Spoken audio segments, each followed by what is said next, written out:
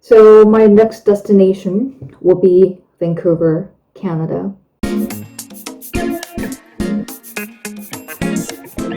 Surprise, surprise. So there were three main elements that I considered when I decided to accept a PhD admissions offer. Number one, having a great advisor. Number two, good PhD funding package. And three, location.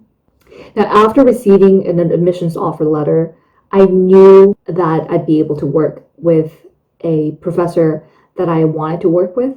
I listed her in my application, and especially after I spoke with her, I was even more convinced that this will be great. And recently, I also found out that I could start my RA-ship right away from my first year, which will be very beneficial for me to enlarge my background sources for my PhD research. So I thought this was a huge plus. Two, money issue.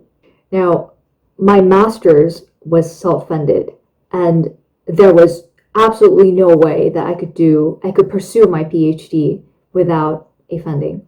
Not just a funding, but a really good one. And I honestly can't afford to be more broke just to have my dreams come true. So funding was an extremely important element when I made my decision to accept this offer. Also, I wanted to go to a school that could really see my potential as a scholar and could support me to become a thriving one. The SFU department in communication produces really great research from various scholars, and I've been yearning to be in the type of supportive, thriving, intelligently stimulating community. Some professors at SFU communication department also work with professors at LSE. So the School of Communication at the SFU didn't feel so foreign to me at all. It actually felt very familiar.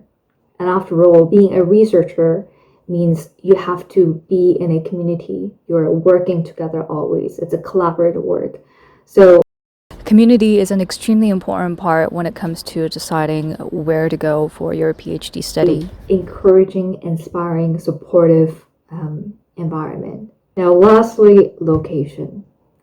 Now, the very first time when I saw what Vancouver looked like, I was in awe. I remember it was in my college years when I met this guy from Japan who spent most of his teenage years in Vancouver, Canada. And he showed me pictures of his hometown, and I was in awe. I became speechless. The beauty that I saw, the oceans, the mountains, I was born in a small town that was surrounded by oceans and mountains, just like Vancouver. But of course, Vancouver is in an epic scale, Of course, because I've never been to Vancouver, I had fears about what if I don't like the location? What if I don't like this place? But I already have few acquaintances who are already living in Vancouver, and they assured me that Vancouver is going to be great, and especially because I love nature, it'll be a really, really, really great place to be. Honestly, I never thought that I would end up having an experience of studying in 5 different countries, the US, Korea, Germany, UK, and now into Canada. When I was working on my PhD applications, I tailored all my PhD applications for schools in North America, and that included both the United States and Canada.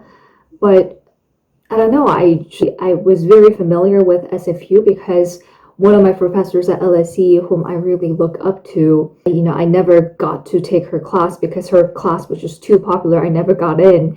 And she actually did her PhD at SFU, and she's an honorary scholar at SFU as well. So after speaking with her and hearing her very fond memories of studying at SFU, that was the main reason why I applied. and I'm really, really excited to embark my new journey there. So yeah, it'll be another repetition of house hunting and trying to settle in a new country, and I would love to share my journey, the lessons that I learned along the way with you. If you are interested in following my journey, please hit subscribe and hit the notification bell as well. Yeah, that's it for me today.